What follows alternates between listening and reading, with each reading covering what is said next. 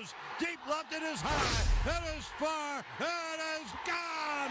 Number 62 to set the new American League record. Aaron Judge hits his 62nd. All the Yankees out of the dugout to greet him.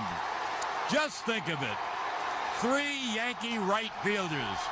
The Babe hitting 60 and 27. The Jolly Roger hitting 61 and 61. And now Aaron Judge hits his 62nd home run, the most home runs any American leaguer has hit in a single season. And you just heard John Sterling's call of Aaron Judge's record-breaking 62nd home run, and we have John Sterling, voice of the Yankees, here on the phone. I'm Annabelle Watson with Mike Calamari in studio. John, how are you today? Well, I'm just marvelous and happy to be on your show. Oh, thank you so much for having us. Thank you for your time. So first question for you, John. Where does the Judge home run chase rank on all-time Yankee moments for you? Well, it's an individual moment, so it ranks as high as any other individual moment. I'm someone who's been so lucky that I called every Derek Jeter game and every Mariano Rivera game. So I've called a lot of games. Anyway, as an individual point, it ranks very high. But, it's a team game, and so I would say the World Series victories have been even more exciting or more dramatic or whatever. John, Michael Calamari here. Was there a particular Judge home run this season that was your favorite to call, maybe 60, 61, or obviously 62nd? Well, I think you hit it. All three. He hit all three of them out. You knew they were going to be out. This was the closest one. So, I was able to stand there or sit there, actually, and make the call.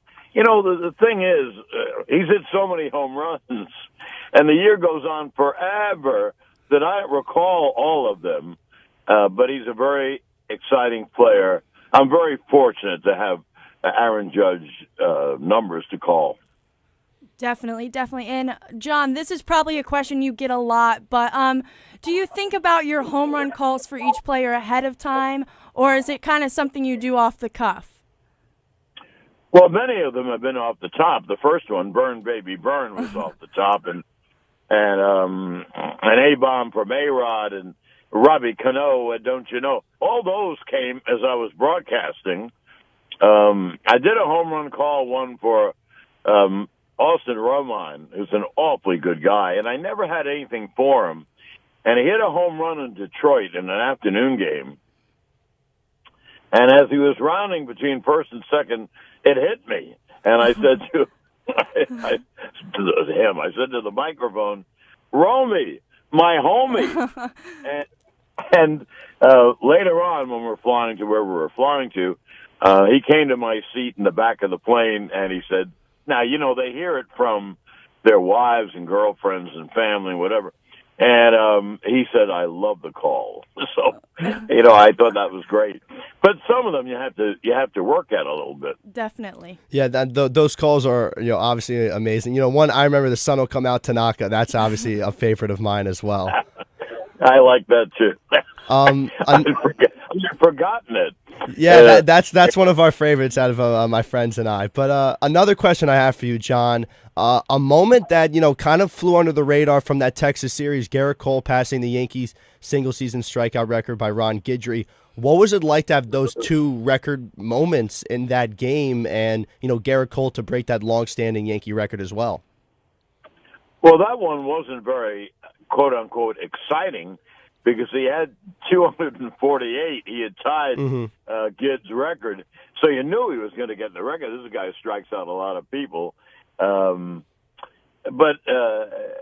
that's good. But the Judge home run obviously stands out. I mean, that's been home runs are talked about so much, and hitting 62, my goodness. I never thought I'd ever broadcast a player hitting 60 or 61 or 62.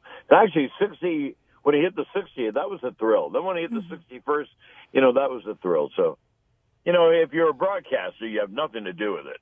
You don't control any action. So you have to be fortunate when you're with good teams, and with the Yankees.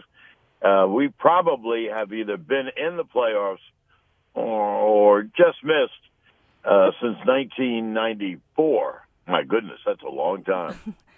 Yeah, so with all this talk about record-breaking with Cole and Judge and the postseason starting, is there a season that you called that reminds you of this current 2022 Yankees? Well, the first part of it was like 1998, and even though they had a brief bad spell in 98, they still won 114 games. Now, this is a very unusual year.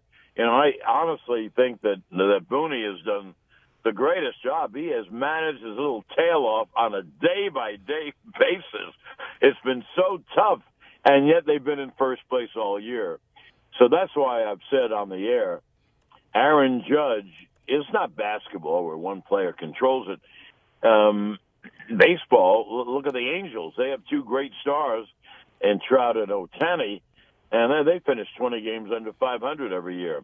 So I think Judge has been more valuable to his team than any player I've ever seen. And I've been a baseball fan since I was like 8 years old, so I've seen a lot of baseball. John, would you say this Judge season, is probably, one of the best hitting seasons a player's ever had in this game? Is that something that you feel like you can confidently say? Oh, yes, no question about it, Mike. I think Aaron Judge has had, how would I know? I'm not a stat guy anyway. But I would say Aaron Judge has had as good a season for his team as any player's ever had. I mean, he leads in everything. You know what I said on the air this year? You probably got bored listening to it. He leads the league in runs scored, and he leads the league in runs batted in. Well, I'm sorry. What else is there? They pay off in runs. Mm-hmm. One more question I do have for you before I turn it back over to Annabelle. You look at this Yankee team as we get closer to the postseason, still waiting on what their opponent will be. How confident should Yankee fans be, having that bye, heading straight to the ALDS, and, potentially trying to get back to that ALCS and move eventually, hopefully, to the World Series? Well, the Yankees do not have a great team. That's all the reason why Judge has been so valuable. And I think their starting pitching is pretty good. I have no idea what they're going to do in the bullpen and who they're going to use and how they're going to use them. So I don't think if I was a Yankee fan, I would be unbelievably confident. It's going to be a battle. They're going to play either Cleveland or Tampa, and those teams, basically have good pitching and good run prevention. And in the playoffs, you only see good pitching. So I wish I could tell you what I think, but I don't think anything. I don't know anything. But I'd say the Yankees are going to rise or fall on the strength of their bullpen. Yeah, so, John, one more question before we get you out of here. Suzyn Waldman, she is a hero of mine, being a woman in broadcasting. So what is it like to be in the booth with a Hall of Fame broadcaster like her? Well, we've been friends since the late 80s. And so when I was finally able to get her as a broadcast partner, now this is, I think, her 18th year. So I have this phenomenal respect for Suzyn. She works as hard as she can work. She nails it. She's a fabulous reporter, and we have a good chemistry relationship on the air. So what do I think of her? I love her madly. Well, we'll definitely be looking forward to hearing you two in the booth this postseason. John, thank you so much for your time. My pleasure. Thank you. John, thank you so much. Appreciate it. Thank you, Mike.